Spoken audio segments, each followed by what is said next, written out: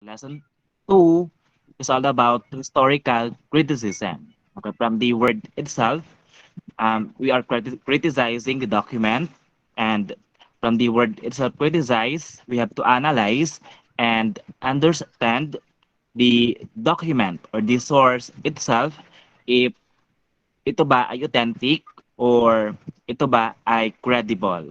At the end of this lesson, you should be able to provide ideas that guide the discipline of history. Letter B, develop critical and analytical skills with exposure to primary sources. Letter C, evaluate a primary source for their credibility, authenticity, and provenance. Letter D, opportunities to improve critical thinking. Okay, lagi naman at lalo't higit dahil nag-aaral tayo ng history, okay, dapat nasa atin bilang mga estudyante yung tinatawag na critical thinking. Okay? And of course, yung analytical skills na mayroon tayo. Sabi ko nga kanina, when it comes to this lesson, okay, we have to analyze and understand the document itself. And probably, mga primary source iyon para malaman natin kung ito ba ay fake or original.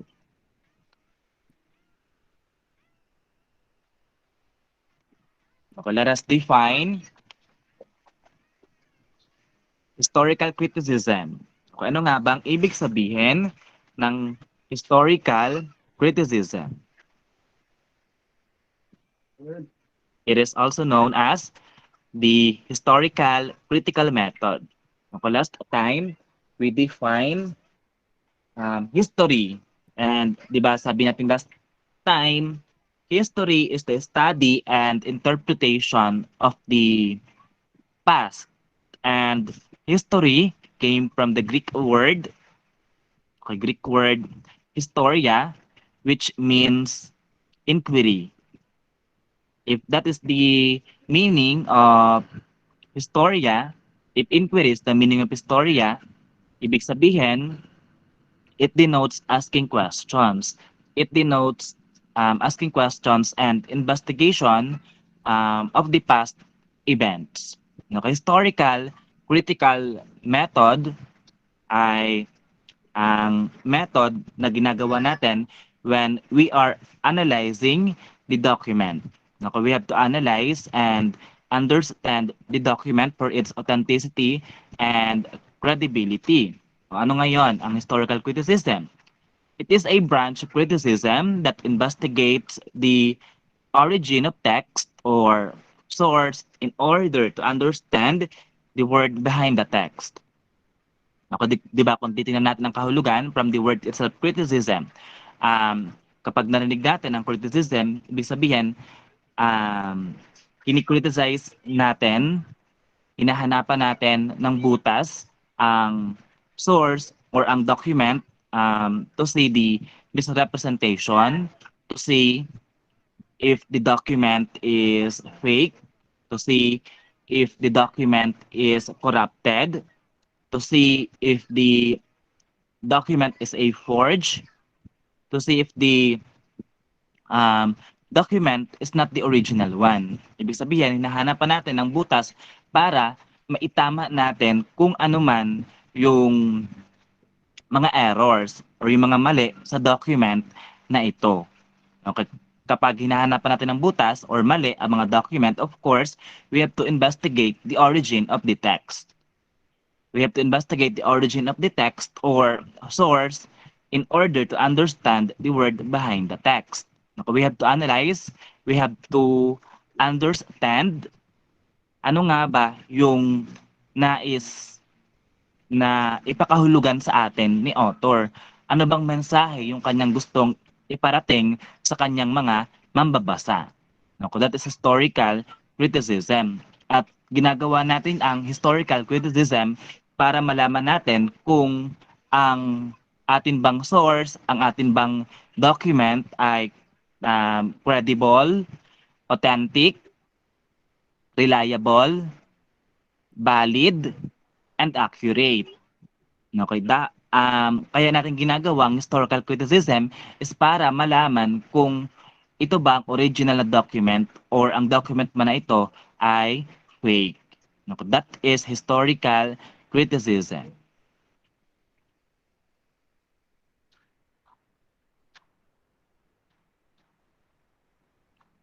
Okay, these are the goals of historical criticism. Okay, aside from sinabi ko na kanina, the primary goal of historical criticism is to discover the text primitive or original historical context and its literal sense.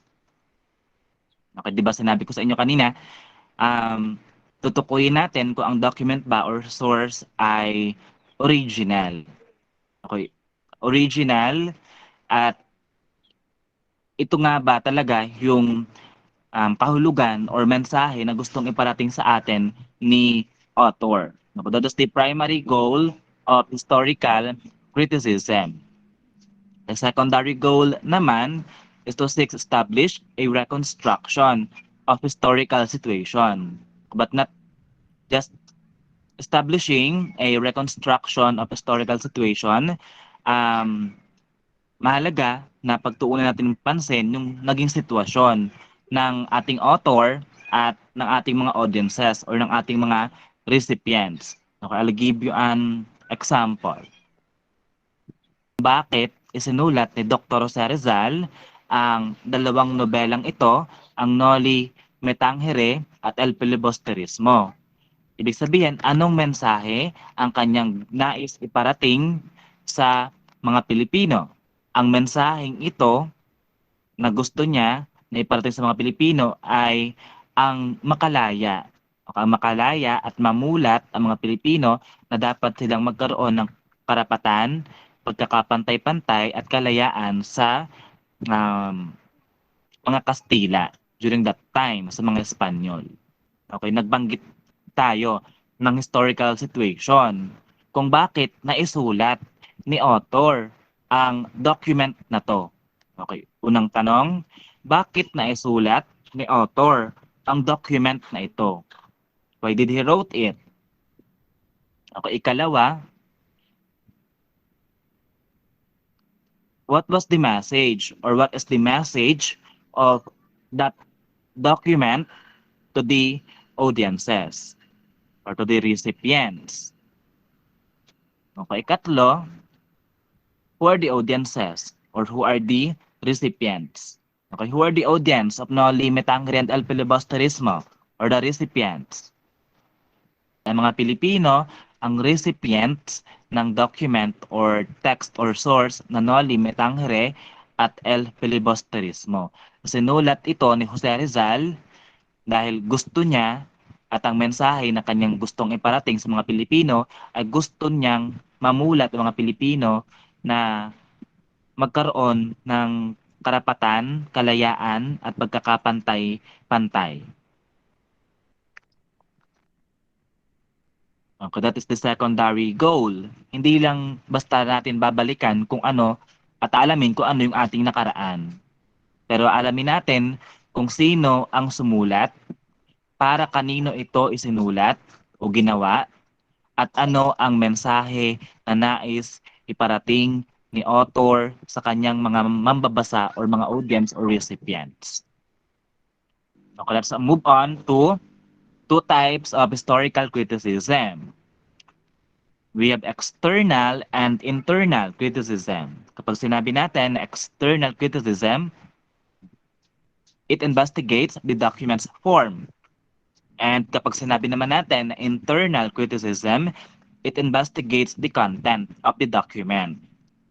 Kapag sinabing external, investigates the document's form. From the word itself, external, panlabas na kaanyuan ng isang document. And since we are talking about the form of that particular document, we are referring to the basic information to know if the document or source is authentic. No, kapag sinabing authentic, original, totoo o tunay. No, kung yun ang hinahanap natin sa external criticism. Kaya iniimbestigahan natin ang anyo o kaanyuan ng isang dokumento. Kapag naman internal criticism, it investigates the content of the documents. From the word itself, internal, panloob. Dito naman, kailangan nito ng masusi. Kung sa external, mga basic information lang, dito, sa internal criticism, kailangan ng masusing pag-aaral. No, anong pinag-aaralan? Anong inimbestigahan? Ang content or yung substance, mismong nilalaman ng documents. Let us elaborate more when it comes to external criticism. This type of criticism looks for the obvious sign of forgery or misrepresentation. This type of criticism tests the authenticity of the sources. Now, since we are looking for the obvious sign of forgery or misrepresentation, ibig sabihin, ito yung mga hinahanap natin, yung mga errors, para malaman natin kung ito bang document na ito ay fake o hindi ito ang original. We are using external criticism, and that is by means of testing the authenticity of the source. O ano yung mga dapat nating gawin. Itong external criticism, it is interested in the writing styles of the eyewitness. Bakit hahanapin yung writing style ni eyewitness? Okay, sa ngayon kasi, ang ating handwritten or yung ating writing styles ay madali nang nakokopya or nagagaya. Okay, baka ang isang document, kapag ikinumpara natin sa isa pang document na gawa ng magkaparehong author, ay hindi naaayon yung kanilang writing styles. Another one, ano pang titingnan natin? Ignorance of the eyewitness to the facts. Ang baka kasi hindi kompleto ng information na inilalahad o binibigay sa atin ang ating mga witnesses. Baka sa pangyayari, siya ay hindi siya capable na magsabi ng totoo. Okay, kaya dapat alamin natin kung ang isang document or ang isang source ay fabricated, forged, fake, corrupted, or yung tinatawag natin na hoax.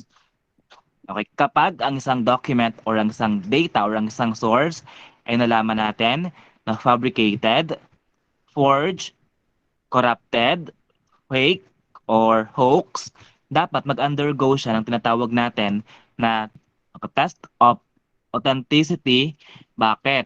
Kasi ang pinakang main goal ng external criticism ay makita yung obvious sign of forgery or misrepresentation doon sa ating mga documents.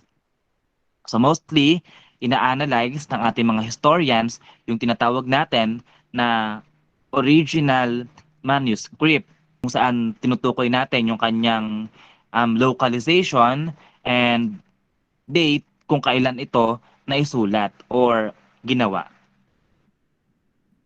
Okay, ibig sabihin, napakahalaga na ang isang historian ay matukoy niya yung validity ng sources.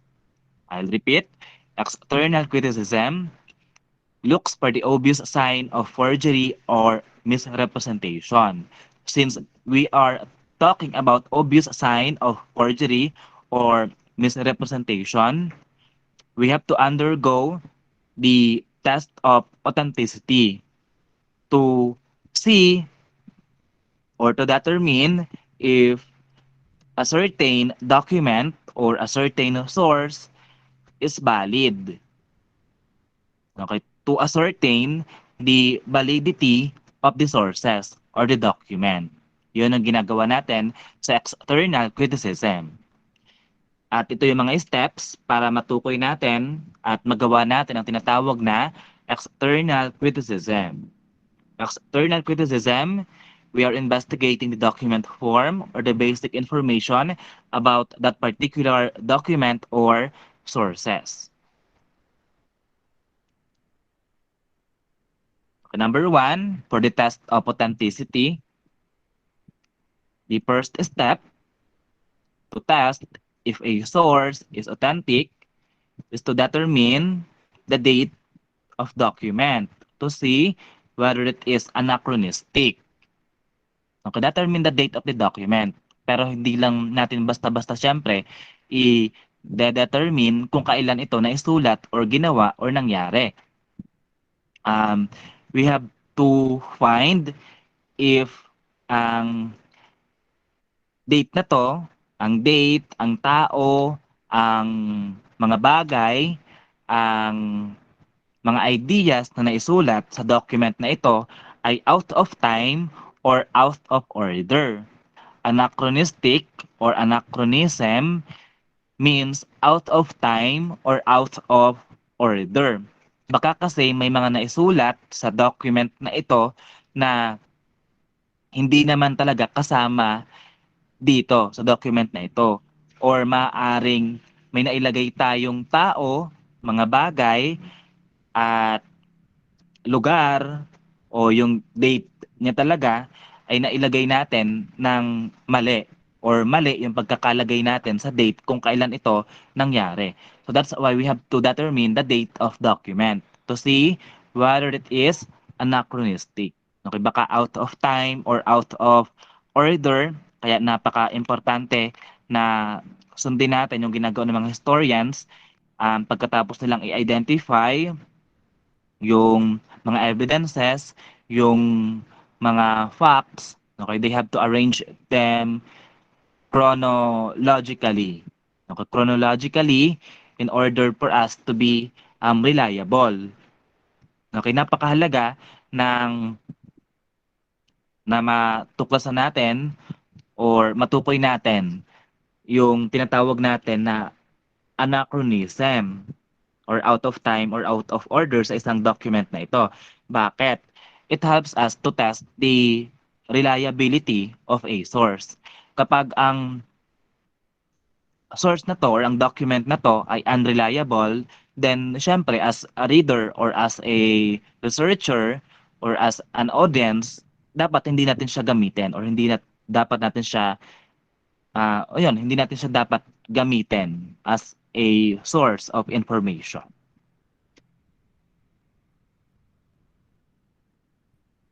Okay, next.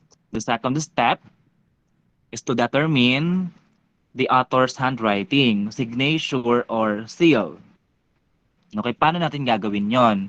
So we can compare the handwriting of a particular author to his other writings.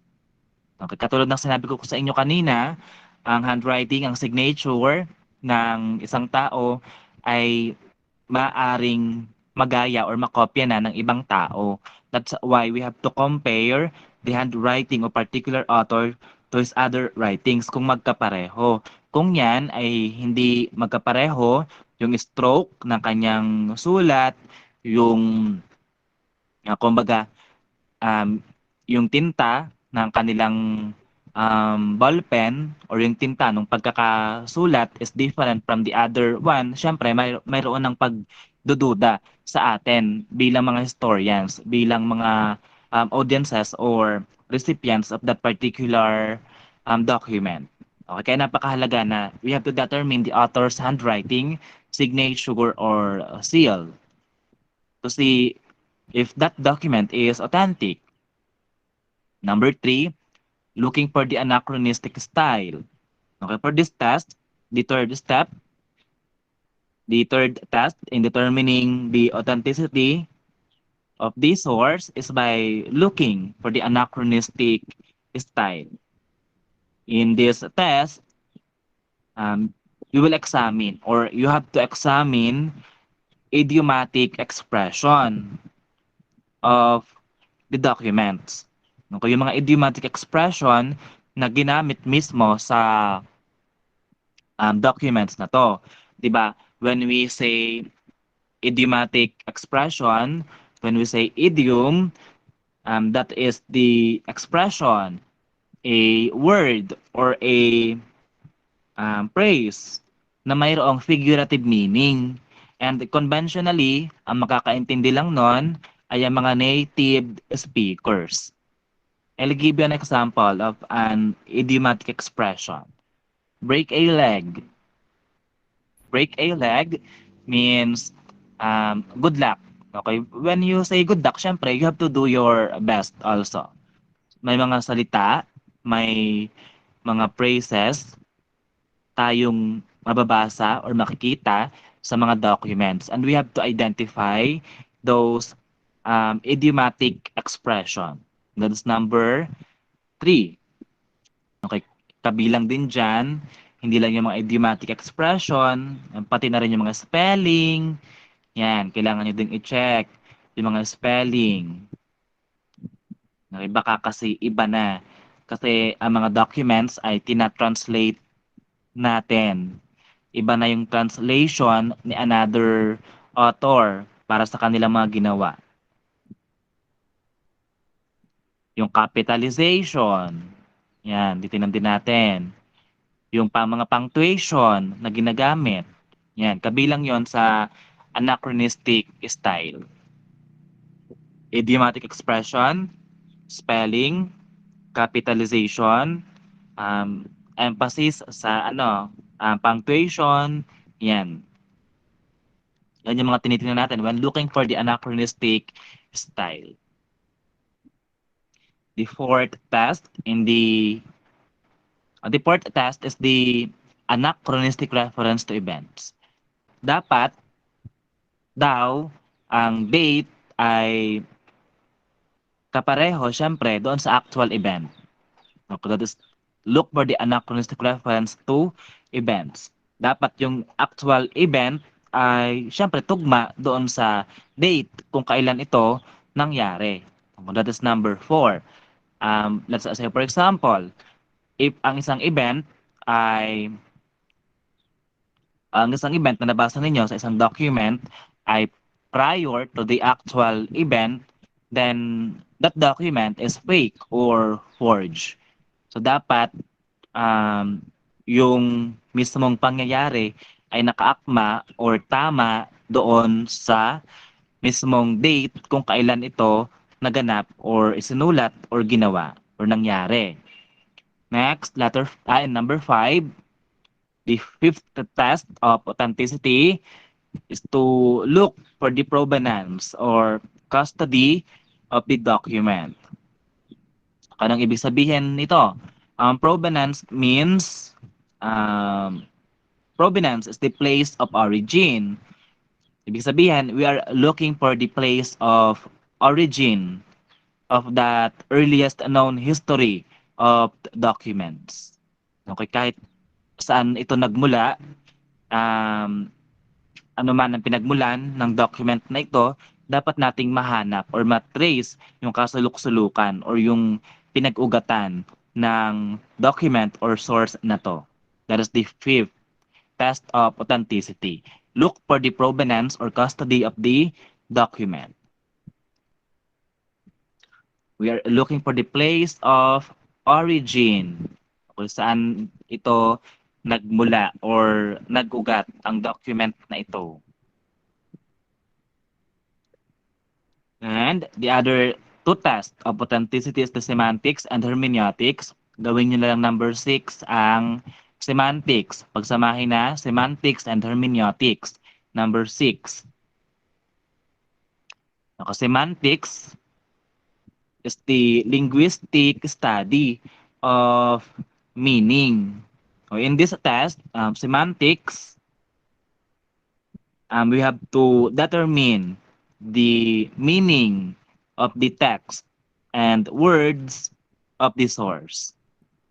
Ibig sabihin, pwede nating sabihin na or pwede nating itanong na kung ang statement ba na nabasa natin ay iba doon sa kanyang literal meaning. Ibig sabihin, kapag semantics, we are looking for the literal or exact meaning of that particular word or phrase. Kapag naman hermeneutics, on the other hand, is a theory and methodology of interpretation. Um, ito kasi, ito kasing hermeneutics, it is more on or more than interpretation or method na ginagamitan na natin ng comprehension. Ibig sabihin, base sa atin kung ano man yung nais nating um, ibigay na kahulugan or pakahulugan sa word or phrases na to, it's up to us as a reader. No, that is hermeneutics. Let's proceed to internal criticism. This type of criticism looks for deeper or more intense study of the sources. And usually, dahil we are looking for the deeper or more intense study of the sources, usually, ang ginagawa ng ating mga historians, they first apply the external criticism. No, before we undergo for the test of credibility. Okay, bakit? Ang internal criticism, it implicit character. Kaya dapat ang ating mga document or mga source ay very similar or as close doon sa mismong nangyari or naganap from a critical examination of the best available resources. Ibig sabihin sa internal criticism, hindi lang po isa, dalawa or mahigit pang document ang ating kinikriticize or pinag-aaralan. And dapat itong mga document na ito ay very similar or as close as what really happened from a critical examination of those available resources or document.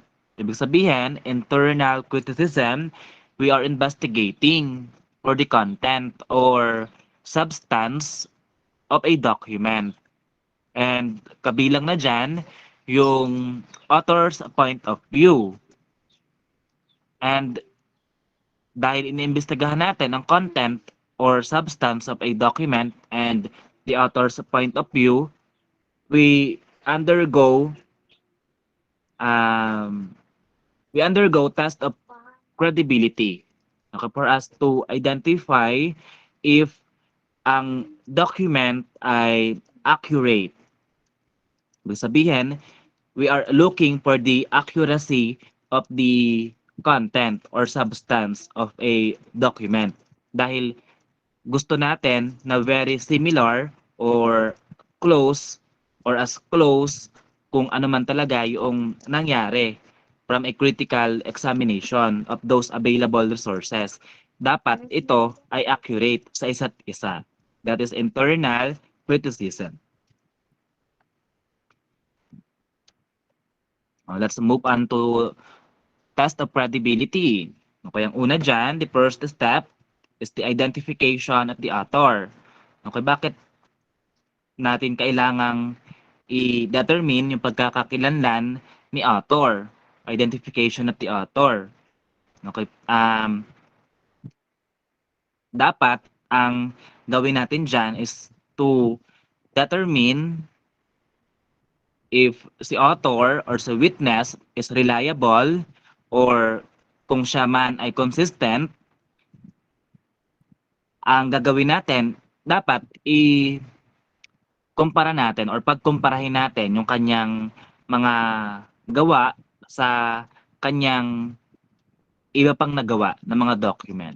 Or yung ginawa niya, ikumpara natin sa iba't ibang ginawa ng iba't ibang author. No, the first step, the identification of the author. Anong gagawin natin? Dapat okay, una, dapat ikumpara natin yung kanyang document na ginawa sa iba pang document. At the same time, para malaman natin kung reliable or if the author is consistent. Ano pang gagawin natin? For this step, first step, identification of the author, we have to examine the mental processes of the witness. Bakit daw? Kailangan nating i-examine si mental processes ng witness para malaman natin kung siya ba ay capable of telling the truth or kung siya ba ay mentally challenged. Okay, kasi kapag mentally challenged or hindi maayos ang kanyang mental processes, hindi natin masasabi that the witness or the author is capable of telling the truth. Kaya nga minsan ang ginagawa natin, kung ma-determine natin na si author or si witness ay mentally challenged or mayroong mental processes, humahanap pa tayo ng ibang tao or ibang witnesses. Another one, if Another one, kailangan din nating i-identify or i-determine sa pagkakakilanlan ni author ay ang kanyang personal attitude. Yung kanyang personal attitude kung saan, 'di ba, hindi naman lahat ng tao ay kumbaga maayos kapulong or kausap. Minsan hindi natin alam, seryoso, pero siya pala ay nagbibiro lamang. No? Kaya dapat isalang-alang natin yung kanyang personal attitude. Okay, baka ang taong ito mapagbiro lang. Okay, kaya niya nasabi ang bagay na iyon. Okay, sa pag-determine ng identification of the author, gumagamit tayo ng rubric. Okay, rubric kung saan para matukoy natin kung siya ba ay capable of telling the truth. Another one. Number two, the second step in testing the credibility of the eyewitness is to determine the approximate date. Ano explanation from that?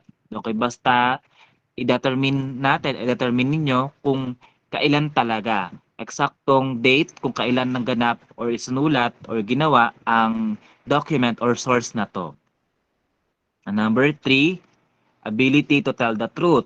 Ability to tell the truth in a way na titingnan natin kung gaano kalapit at kalayo yung witness natin for that particular event. Now, we have to examine how near an eyewitness is to event. Kapag kasi closer itong ating source or si witness to that particular event, ibig sabihin, mai-describe niya ito ng mas maayos. Ibig sabihin, kapag mas malapit, mas mapapagkatiwalaan natin and it can give an accurate historical description of what was really happened. Okay, ibig sabihin, we have to look for the competence of the eyewitness. Okay, basically, we have to look also for the basic background of the author. Ano yung mga basic background na dapat nating tingnan sa kanya? Yung kanyang education, yung kanyang health, yung kanyang age, or yung kanyang social status. Yan, dapat natin iyong tingnan. And also, we have to determine the degree of attention of the eyewitness. Okay, makakasay si eyewitness ay sa una lang nandoon sa pangyayari. Pero noong kalagitnaan na hanggang sa matapos, nawala siya. Or maaari namang sa una nandoon, nawala ng konti, tapos bumalik. Yan. Ibig sabihin, may nakaligtangan na siya na information base sa kanyang ginawang pag-alis doon sa particular na event. Dapat ang eyewitness natin or ang witnesses natin na simulan niya talaga si pangyayari from the start to finish. Okay, para ma-determine natin if the witness or eyewitness has the ability to tell the truth. Number 4, the willingness to tell the truth. The willingness to tell the truth, mm, dapat si eyewitness, okay, bukal sa kanyang kalooban ang pagsasabi or pagsasalaysay ng mga pangyayari. Dapat sa eyewitness ay hindi pinilit, hindi siya binayaran, or hindi siya tinakot. Kapag nangyari yon, that account or that source is not valid. Okay, invalid yon. Or kung si eyewitness ay mayroong tinatago particular doon sa nangyari. Okay, invalid din yon. Dapat bukal sa kanyang kalooban na magsabi or magsalaysay ng pangyayari para masabi natin na valid ang account or ang document. Number 5, look for corroboration. Okay, ito yung sinasabi ko sa inyo kanina. Kasi hindi lahat ay masusuportahan lamang ng iisang witness natin. Okay, kailangan pa natin ng dalawa o mahigit pang witnesses na mismong nakasaksi doon sa pangyayari for us to be for us to know if someone is telling the truth or if someone is willing to tell the truth. I'll give you an example. Okay, sa giyera or sa war, di ba? Andiyan ang ating sundalo bilang sila ang ating fighter. Ako sila yung mga nakikipaglaban sa war. Una nating witness yon, ang mga sundalo. Ikalawa, ang general.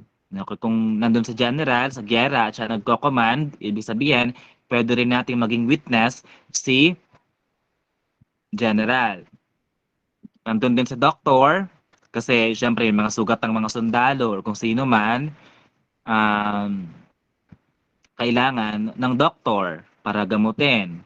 So, ibig sabihin, silang tatlo, pwede natin silang maging witnesses. Okay, sila ay parehong nandoon mismo sa pangyayari. Okay, kumbaga, hindi man buong kwento or buong pangyayari yung kanilang nasaksihan, pero silang tatlo ay mayroong part doon sa pangyayari na pwedeng pagtugma-tugmain, magkaroon ng collaboration para masabi natin na si account or si source ay valid. Okay, ganun din kapag ang mga witnesses natin ay mayroong mental processes or mayroong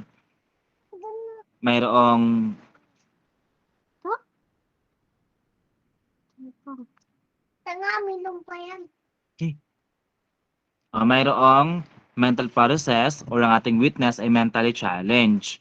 Kailangan pa din natin po na kumuha ng ibang witness to support their statement para malaman natin kung valid or hindi. Kung si author na mayroong mental process or he or she was mentally challenged, ibig sabihin hindi natin maituturing na valid si source natin. Kaya kailangan pa nating maghagilap ng iba't ibang witnesses para sumuporta. At kung mapatunayan na itong si author natin kahit meron siyang mental capacity or mental processes or he was mentally challenged, ay ganun din yung mga statement ng iba pa, then saka pa lang natin siya i-consider as valid account or original account.